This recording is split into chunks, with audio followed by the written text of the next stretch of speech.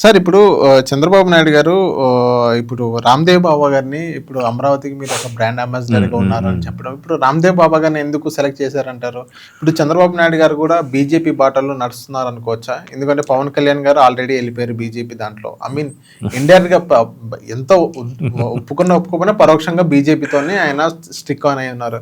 ఇప్పుడు రామ్దేవ్ బాబా గారిని ప్రమోట్ చేస్తున్నారు, ఈయన అమరావతి క్యాపిటల్ సిటీ అని అన్నారు. సో ఈయన కూడా మోడీని మెప్పించడానికి మొత్తం చేస్తున్నారు అనుకోవచ్చా? మోడీని మెప్పించడానికని కాదు, ఈయన అలాగా కొంచెం నిదానంగా నిర్ణయాలు తీసుకుంటాడు కాబట్టి అలాగా ఆలోచించే తీసుకుంటాడు. ఎవరో ఏదో అనుకుంటాడని అట్లా కూడా ఉండదు. కాకపోతే మీరు అన్నట్టు పవన్ కళ్యాణ్ గారు బీజేపీ పందాలంటే మొన్న మురుగన్ మహానాడుకు మాట్లాడాడు, తర్వాత మహారాష్ట్ర ఎన్నికలకు కూడా వెళ్ళి మాట్లాడారు ఆయన. దాన్ని బేస్ చేసి మీరు అంటే అనుండొచ్చు. బట్ మొత్తానికి ఆయన ఏదో కింద మీద పడి పార్టీలో ఉండే కార్యకర్తలు లేదంటే పార్టీకి ఉండే ఆదరణ ఓటింగ్ పర్సంటేజ్ బట్టి మొత్తానికి అలా నెగ్గుకుంటూ వస్తున్నాడు. ఇప్పుడు పిటిసీఎంగా ఉన్నాడుగా. అవును, పక్కన పెడితే చంద్రబాబు నాయుడు గారు రామ్దేవ్ బాబాకి ఆ అవకాశం ఇవ్వడానికి ప్రధాన కారణం, రామ్దేవ్ బాబా యోగా మొన్న యోగాంధ్రాజ్ ఇక్కడ నిర్వహించారు. ప్రపంచ యోగా డే జూన్ 21 ప్రకటించడానికి కారణం కూడా ఒక విధంగా రామ్దేవ్ బాబానే.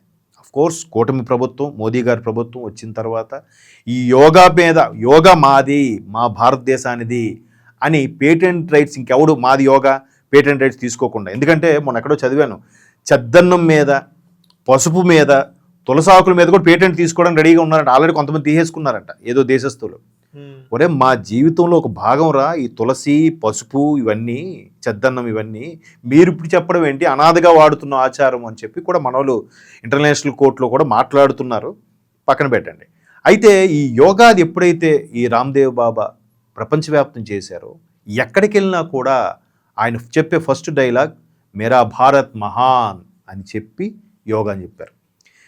ట్రంప్ ముందు ఒక ఆయన ఉండేవాడు ప్రెసిడెంట్గా, ఒబామా ముందు బుషేనా, జార్జ్ వాకర్ బుష్ అనుకుంటా. George bush senior, walker bush అనేవాడు వాళ్ళ అబ్బాయి.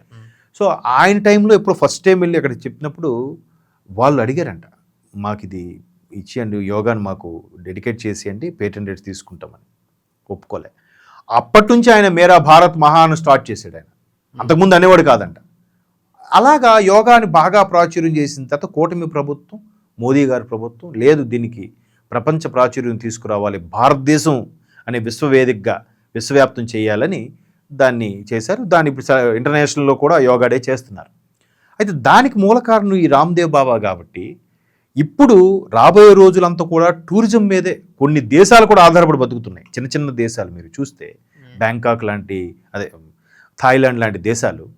సో టూరిజంకి నెక్స్ట్ ఫ్యూచర్ ఉంది కాబట్టి జనరల్గా టూరిజంకి బ్రాండ్ అంబాసిడర్గా అమితాబ్నో, లేదంటే చిరంజీవి గారినో, లేదంటే అక్కడ మోహన్ అలాంటి వాళ్ళని పెడుతున్నారు, లేదా క్రికెట్ లేదా స్టార్ ప్లేయర్స్ని పెడుతున్నారు.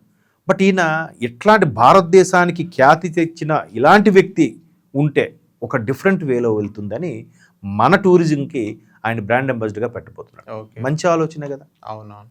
బాబా రామ్దేవ్ అంటే చాలామందికి ఈయన మన బాబా రామ్దేవ్ కదా మన యోగా అని అంటారు. పేరు వెంటనే స్ట్రైక్ అయిపోయినా ఆయన బాడీ లాంగ్వేజ్, ఆ గెడ్డం అది చూసి. సో అటువంటి వ్యక్తితో ప్రపంచవ్యాప్తంగా ఈ ఏపీ టూరిజం పబ్లిసిటీ చేయాలనేది ఆలోచన. మంచిదేగా. ఓకే. అది. సో థ్యాంక్ యూ సార్ మా వీటీవీకి వచ్చినందుకు. థ్యాంక్స్ అమ్మా.